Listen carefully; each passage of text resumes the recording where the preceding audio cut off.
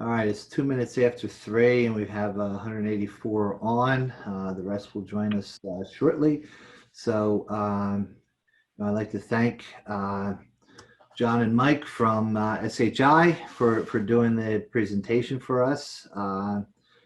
Very relevant stuff. Shared services, regional IT.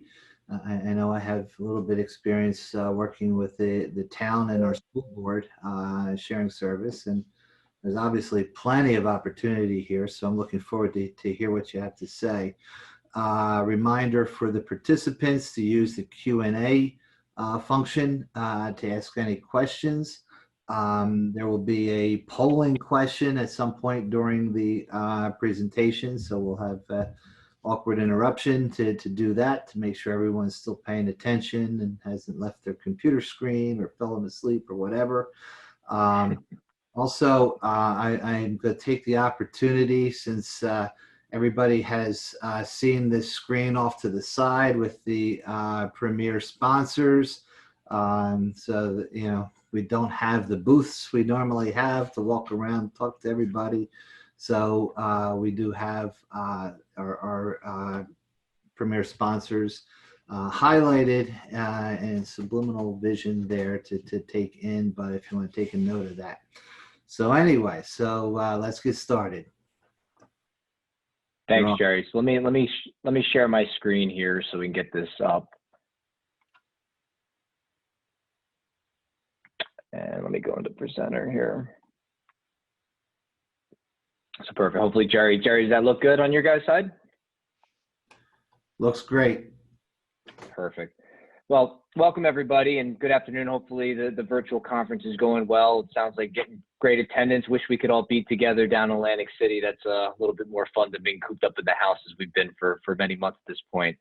My name's John Manella, and my role at SHI is district manager, working very closely with our New Jersey, our Pennsylvania, and our Delaware government customers. I'll go a little bit more into who SHI is. I'm not sure how many people are familiar who we are as an organization and what we do to try to move the needle inside government and modernize and hopefully create effective and efficient services.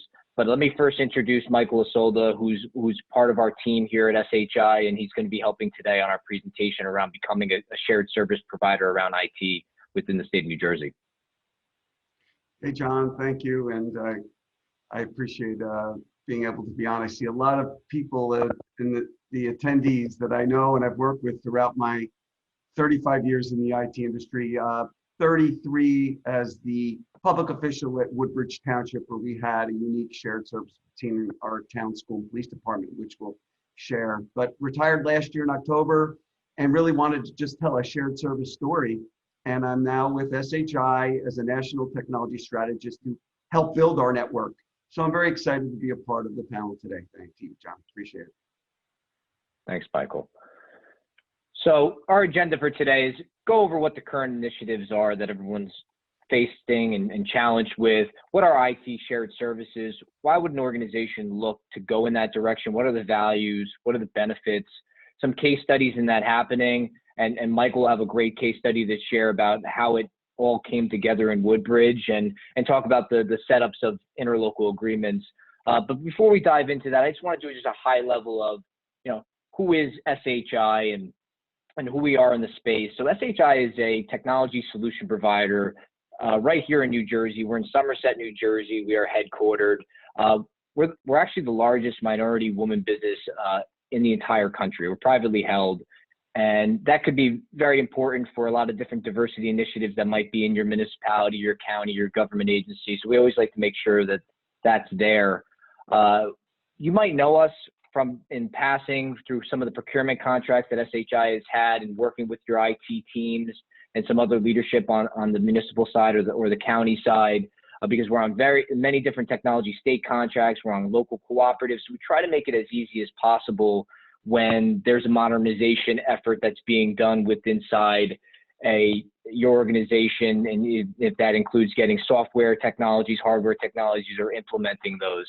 And one of the beauties of being with SHI, and I've been here for 10 years, is we invest in our people, and we invest back into this state of New Jersey. So we've been able to open up in the recent years a couple new integration and innovation centers that can help our government agencies really try to take on technology and test it long before you make any sort of investment. And we invest back in our people in having so many different resources. We employ over 5,000 people, many of those who are in New Jersey. So we've been in it together with everybody here, and we're members of the community that work so closely inside these towns and communities. So just the overall landscape of our philosophy when we do work with the government is in the center of it all is, hey, what are you being tasked with? What are you being challenged with? What's the vision and the initiatives that a particular town of, city of, borough of has going on? And we try to take that approach in aligning our resources and our abilities to that strategic vision to talk through how do you address it? How do you make it come together? Long before we talk about the technologies that are out there that will actually make it work. Because every town and every county here in this state are like snowflakes in my experience in doing this for 10 years. So it's very unique and tailored to each individual conversation that we have. And this is our whole life cycle from address, acquire, adopt, and how we help our customers take on a technology world. And that's how we are approaching this conversation topic around shared services and IT shared services that we're taking into this conversation here today. So I'd like to kind of give you an overall landscape of who we are as New Jersey. And many of you may know this, but there's just so many different government agencies, county agencies, authorities, school districts. I mean, we're just such a great community of all these different municipalities, 565, 21 counties, over 600 school districts. So we have authorities and towns and counties all over the state.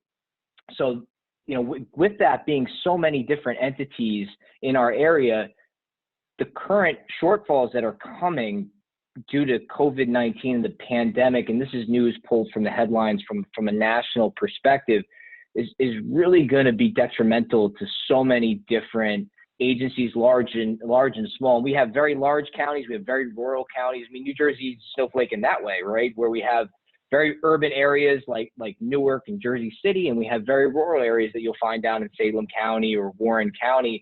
So this is going to impact our communities in many different ways as we look, where there's going to be large shortfalls at the county level, large shortfalls when it comes to the city level, and we have to figure out, where do we go from here? What's the next steps? So in looking at that, one of the things that we see out there nationally is a need to look towards shared services.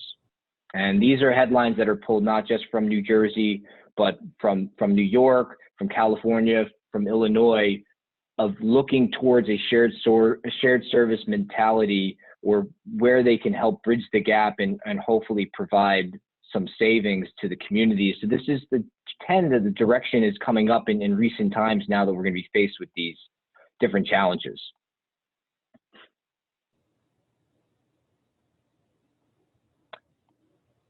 So, you know, looking at New Jersey, long before the pandemic and COVID-19 was a thing, and coronavirus, Governor Murphy inside the state of New Jersey had an initiative around shared services. And he was able to, through the Department of Community Affairs and Division of Local Government Services, create a shared service czars that will oversee the program that was put in place. The LEAP program was the Local Efficiency Achievement Program, to really try to spearhead and jumpstart more shared services throughout our state. And I'm not sure how many people here have been familiar with the program that's out there, how many people have taken advantage of it. Michael and I had conversations with the department, with one of the shared service czars to talk about this story, because we believe it's really impactful. And we've seen from reading the resolutions that are out there that many of the counties were able to take up the shared service coordinator fellowship, and they're trying to bring those people into the fold. And the whole idea here is to create, you know, reductions in costs, create those efficiencies, and deliver these effective services. And in doing our research, this is a program that was funded last year, but they are going to fund it again here in the upcoming fiscal year, as this is still a pretty big initiative on that side. And Michael had, in the past iterations, this had some workings with a program similar to this, right, Michael? Yeah, this is important, as you had in the previous slide, that these budget, cuts that we have, revenue shortfalls, we're needing to look at doing more with less, and with the CARES Act funding only going so far, grants, this is a real grant that comes as through the state of New Jersey, through a study, and doing it with multiple jurisdictions, you're more likely to get this type of funding than versus trying to do a solo grant alone. This was built on a previous program, and many of the folks that are out there knew it as Ready Reap, but it's been rebranded with two czars, public officials that are guiding it. And we're seeing that they're funding this in Governor Murphy's budget, and they're not getting as many applications in the previous year. So I think it's almost $6 million that they're funding it in this program for technology.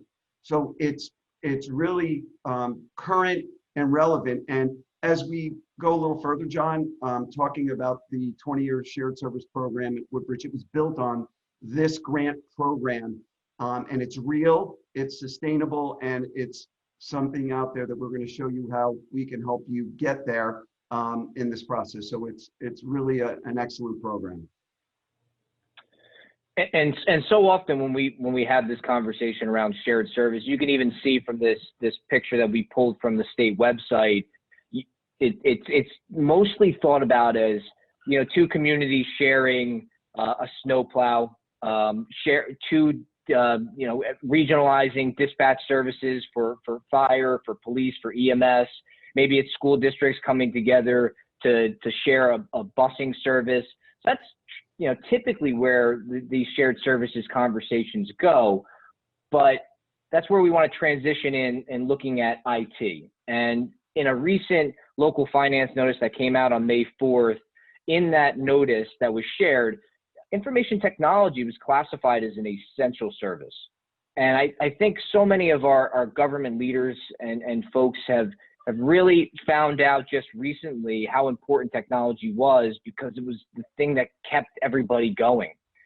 Be it, getting people into the remote workforce and setting up secure VPN, or getting laptops and different devices so people could now work from home where they couldn't do it before. The need for technology couldn't have been more important at that time. And now pivoting that is, to seeing how essential IT was to the foundational operations of our government.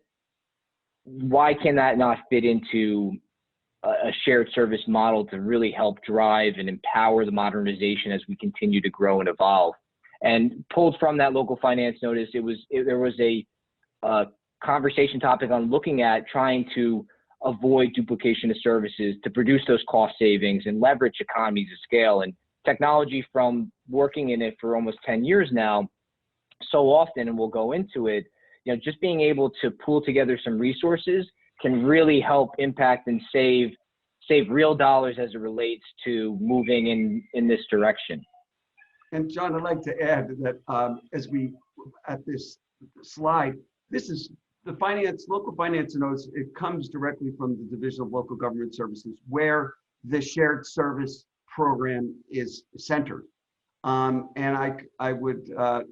I see some old faces in there, and I'm just happy to do a shout out to Himanshu Shah, who was chartered a volunteer organization program that helped put that program on the map, NJGMIS, where we really connected IT coordinators together throughout the state of New Jersey, state, county, local schools, any local government jurisdiction. And we promoted this program many years ago, as we're trying to do still with a lot of the conferences that we have. So connecting those IT leaders, those volunteer organizations, it's important to be a part of that. And you could find those grant dollars and monies that are so essential now, that can really build out the shared service model. And again, it could be sharing, an animal control officer, or recycling and paving, which we historically know that can be done. But real dollar savings and what we can do with aggregate saving dollars, which we're going to get into, sharing technology, services, people, and infrastructure. So really important stuff. And the idea shared services as it relates to information technology are not new ones. This list here that you see is pulled from GovTech, which is a very reputable news outlet as it relates to technology and government.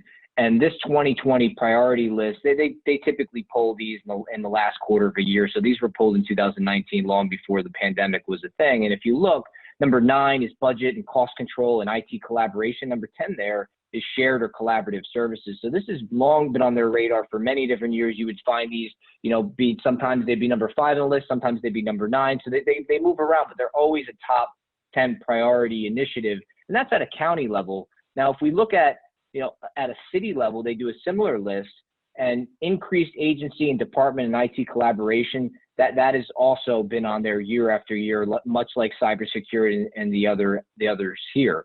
But as we'll talk through later, furthering the idea of having more collaboration across different agencies inside of a city or inside different departments inside of, let's say, a county, you can really start helping the other areas. You can start building out a more secure cybersecurity posture, or you can look at building out more IT governance or data governance that can help in the worlds of having a strong foundation in disaster recovery and backup, and protect yourself from some of the threats that are out there and other items. So, we believe IT shared services is one piece, but by doing that, it also gives you a good jumping off point to help hitting other priorities that our government and IT leaders are faced with every day.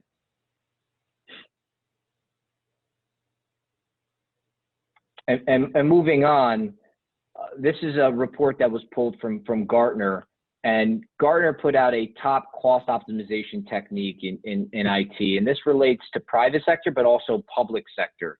And the number 1 on their strategies was around implementing a shared service thought processing technique. And you see a quote here, within an 18 to 36 month window, there could be anywhere from 15 to 20% in service cost savings in implementing a strategy like this. And in some instances, it could be well exceeding 25%, depending on what it is and how it works inside of an organization. But they call it out there from a very neutral standpoint. They're a leader when it comes to these types of thought process. And it's something that really resonated with us as we keep taking this journey, and how there's been a lot of conversations around shared services here in the state of New Jersey. So, what are those values, and what are some of those benefits? And I'll let Michael go into the value of looking at IT shared services and what that can provide to one of the entities here. We look at these bubbles here, so I could read them across the line, and they're pretty self-explanatory, from a high level. But when you're looking at the benefits, and many states, some imposing sharing of services in order to get matching funding dollars, but we have the supply chain issue as we're dealing with this pandemic, that it just, some of the layers on here just make sense with duplication and better position for grants, and the leveraging and volume pricing that we can get with state co-op contracts, or national or the state contracts that we deal with. So the ease of purchasing is a lot easier for getting into a shared service agreement to realize all these little bubbles of efficiencies. And again, we're here, and I still have my public official hat on, John. It's kind of, after all these years, what's best for our constituents. And for all the years that we ran the shared service, which we'll talk about, I was under the CFO. Each year we had to see what the value was, and I had to prove to my CFO and my mayor and the superintendent what if this was worth moving forward for cost savings and duplication and partnering with talent, and it proved to be so, which we'll go on to a little later. But saving time and money and the quality of services for our citizens is what the bottom line is. And that's why we were there and in business to help our constituents. So we knew IT shared services costs were going up, but we minimized them in a shared portfolio. So I believe that there's some efficiencies in the next slide, if we could shoot to that. Again, we've got these self-explanatory type of areas of efficiency, which, you know, I'm not going to read, but what's important, I think, that to get out of this too is a leadership point of view for success, and that the best practice is almost a survival guide that we as local government officials and as a part of the GFOA and doing these conferences, and I know I did many throughout the years with Mark Pfeiffer, who is a part of GMIS and Division of Local Government Services now in Blaustein, he's still making it a part of doing more with less. And 20 years later, as we rebooted our chapter back, well, 16 years ago in GMIS, is we can actually measure ROI. And now as we have cloud and there's security, physical security and cybersecurity and all the different standards that we have, partnering together is so important for all of these little squares here that we have, and improving the costs, improving the services, and controlling the costs. So we're going to do a little more deep dive into that, but I really want to just emphasize on a little bit the past history that led us up to some of these standards that we're looking at. The next slide, if we can go to, you know, it's not easy. It's shared services, John, you had mentioned it before. It's really not for everybody. It really is an agreement. It's being like a relationship, because between being siloed, as we find, home rule, there's different, politics that we have, the control, resistance to change, as we know, and the legacy systems, leadership, lack of skills. If we look at all of those things in post-COVID, each one of those things are now looked at differently, as we're not necessarily technology being on the menu, we're at the table. And if we're not in some budget meeting or looking at efficiencies or notification systems or security or cameras, we're really now, it's almost embracing some of these, how do we do it cheaper? And that's where you reach across the street, and your IT coordinators, and it's getting easier now than it was many years ago, just because of the nature of the state of affairs and budget cuts. But we're looking at it as, IT is as an essential service, and these barriers that were once, were siloed, John, they're really, they're breaking down. And I think we're at the right time with grant money and dollars and a lot of the products and services that SHI can provide, but there's many of your trusted partners that you need to look to for cost savings and dollars. But John, I don't know if you have any thoughts on that, but I have a passion on that one. No, the time couldn't be better to at least explore it, right? Explore the art of the possible, as we say. Can the town that you're neighboring, is there an ability there to have a coordination between you two, where if you come together, you're able to save and maybe provide better service?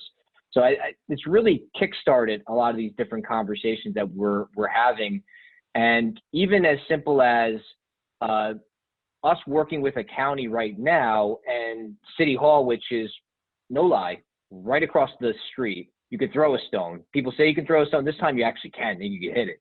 And the two IT leadership at both of those entities never spoke before, or the county administrator really hasn't spoken to the acting business administrator. But since SHI works with both of them, we have this idea, we thought it would be a better together approach. So we've made the introduction, and they're at least having conversations today about, what is possible, what would make sense for us to come together on and possibly work where it's going to provide a economic benefit to both organizations. So sometimes it just starts as that conversation, and where do you go from there is the next thing. And we have built this out. And one more thing that it's important to me to cut you off, but it's when you have the conversations with your legislators and mayor, council, or board members, it's not consolidation. John, that's where we see a lot of pushback, but sharing. I think that is a better message that we give to our legislators and to our public. So I just wanted to get that in. We can jump right Yeah, in for a second. It's time for a polling question. So it take us a couple seconds to make sure people are still there. Amancio, you better still be there.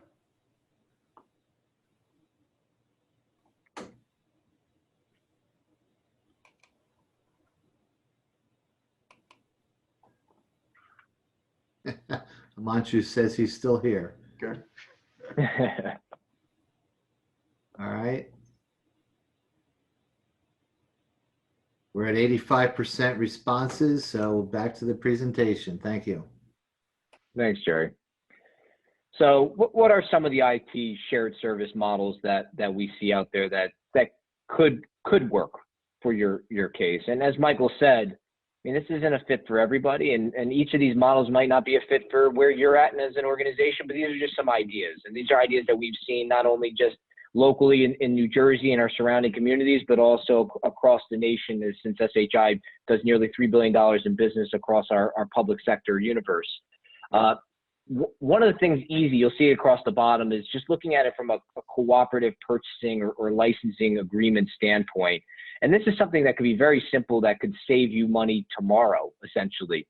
If you were to look at a small township, maybe a small township in working with companies like Microsoft that many of the organizations work with, if they were to go and work with them to try to come up with office licensing, exchange licensing, whatever it is, they're only going to get a price maybe for the 100 or 150 users that they have inside their community. But if they're able to partner with a larger entity and say they're able to work with maybe the county that has a few thousand, then all of a sudden you're starting to pull together those economies of scale and be able to then negotiate down the cost of acquiring that licensing or that software technology that immediately can provide savings back.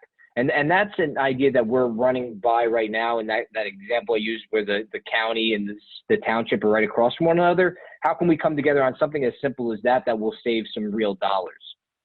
And so that's just one example that we think could be pretty easy to implement from the beginning. Other things could be as looking at backup and disaster recovery in as a service model. And that's something that many different organizations as we go around have been troubled with, from incidents of ransomware that have really come and hurt many of our small school districts and towns and put in a real tough bind. And a lot of times your last defense when it comes to getting over a ransomware incident is making sure that you have a secure backup so you can restore from it and you can just not have to pay the cyber criminals their Bitcoin or whatever they're asking for and maintain your posture and where you're at and get your data back.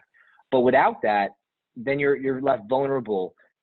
So being able to have a strong backup and disaster recovery strategy can help with those, but oftentimes it can be very costly to set that up on your own for a small municipality or township or utilities authority. So possibly partnering with a larger entity that might be a county where they can act as a backup hub or act as that disaster or backup as a service model for you could get you enterprise level services, but also save you money where you don't have to administer and manage all those different components on your own, which could end up being pretty costly from a dollars and investment standpoint, as well as administratively and the people that you need to support that.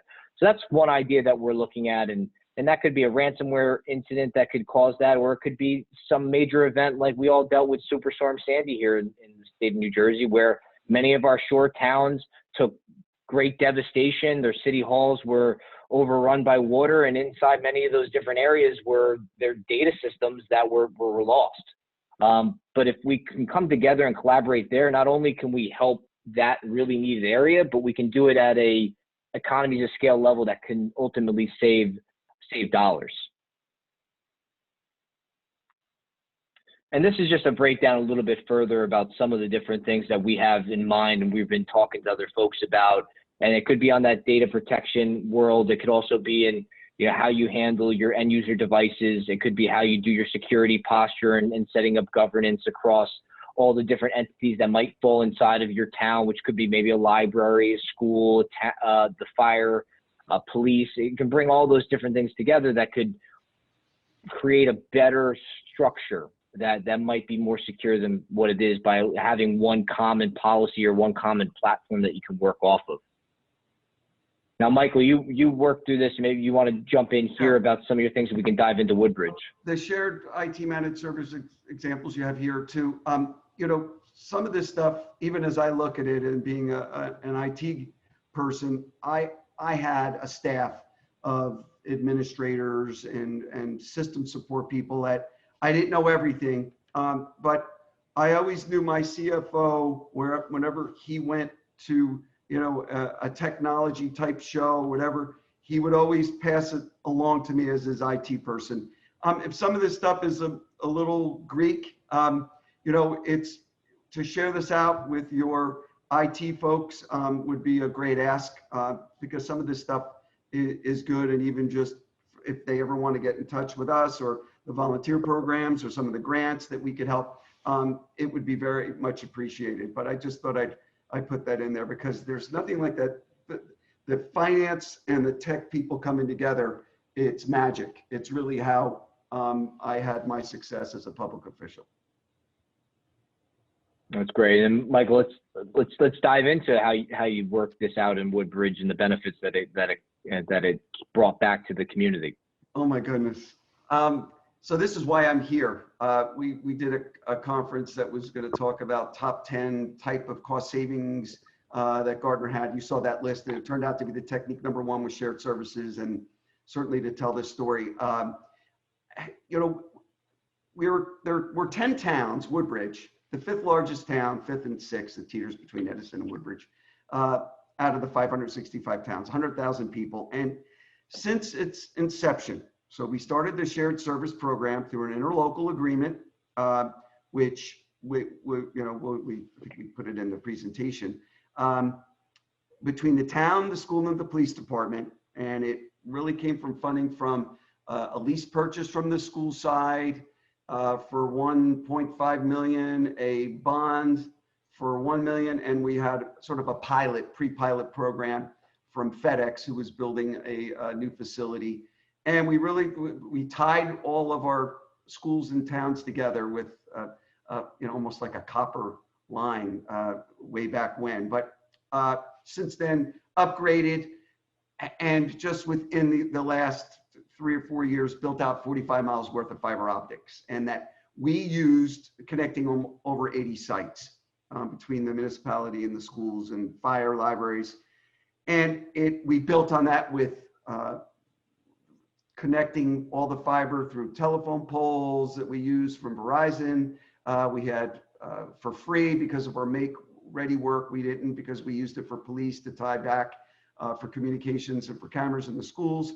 And we just built on refinancing our network and eventually built the fiber out. But one of the things that is really important is in its 20-year period, and the amount keeps going, we saved over $20 million. And that's just on carrier costs alone and building out the fiber that we own. And it started with connecting the local government office, our municipality, which is where our network operations center is, so town hall, to one of our firehouses, into our school administration building. And we used the Ready REAP program to see if it was viable to connect those 3 buildings. From there, we got the money, and they gave us money to implement the fiber, 31 pole hops. And from there, it connected 80 buildings and built the fiber network, which going over the Turnpike and the Parkway Authority was not easy. But getting all those right of ways and clearances was a challenge. So even if it's just a couple of buildings, you look at what the circuits are, there is some savings, finding savings within your budget, and certainly with the caps that we have, but we built on that. So, you know, it grew. We had 125 computers, John, on the network, and we have almost 40,000 if you look at devices, and that includes Chromebooks and iPads and, you know, laptops, workstations, anything that the Internet of Everything, I call it, Internet of Things, connected with cameras and access points and switches and routers. So it really became a passion as a national strategist to go throughout the country to talk about, hey, you can really do this. Many jurisdictions don't have a grant program like we have in New Jersey, or the forward thinking of you know, a mayor and a superintendent that talk. And let alone a police director.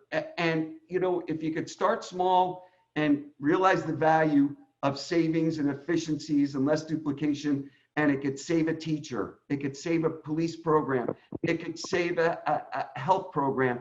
These are things that the dollars in realized savings in technology can go in other places in the budget and into the general fund. So we found building on that, John. I know I'm rambling about it, but I just love telling this story because it's real, it's sustainable, and we'd be happy to share some of those interlocals as a part of public record, and what Mayor McCormick and Dr. Zega, our mayor and superintendent Woodbridge, still continue it, along with our police director, Bob Hubner. So it's real, and it's exciting that we can maybe share this with you to start thinking along those lines. Yeah, Michael, it's a wonderful story, and not only that, there's been so much savings that was able to get done in Woodbridge Township, but the investments that were made years ago help with that digital transformation. And now that everybody's forced to work from home, go to school from home, remote learning, it was really a catalyst for setting up, allowing to try to bridge that digital divide that so many of us are faced with now in our kids and our communities there, which has been really troubling. So that's great to see that, hey, it saved a tremendous amount of money in moving in this direction, but it also opened up a really strong foundation to take on the challenges that get thrown at us pretty quickly here. Yeah, we put in here the local agreement, and every year you said, Michael, this had to be reevaluated to make sure this made sense for Woodbridge, right? Every year, we, you know, along with, we're an accredited police department, so along with Attorney General guidelines and, you know, so CLIA and then CGIS, all of the standards that are needed for the police, and then the student data records, and then the local government, and whenever we brought any police data. But it had to be looked at to see, is there still a value, and are we saving money? And is it, when you do an interlocal, it's supposed to help both jurisdictions with that economies of scale, and it's not lumping it on one side. So we do a lot of shared services with Middlesex County, and NJAC has raised awareness and throughout the years and connecting in the programs and a lot of their grants and the things that they're doing. It helped us, just like GFOA, in getting the word out there. We have done this with the League of Municipalities and you know, the New Jersey school boards, which I was lucky enough to be a consultant. They're ready. The League of Municipalities is doing a shared service where the League does a session at New Jersey School Board's workshop program. A workshop does a session at the League. What is it on this year? Shared services, and a focus on technology shared services. So it all just starts with an interlocal agreement, and you spell it out, and I could share those out with you. If anybody's interested, they could hit us up on the chat. Definitely. So, you know, the key takeaways for our presentation here, you know, shared services, they can produce cost savings, especially during these troubling times where budgets might be short, and it's a consideration.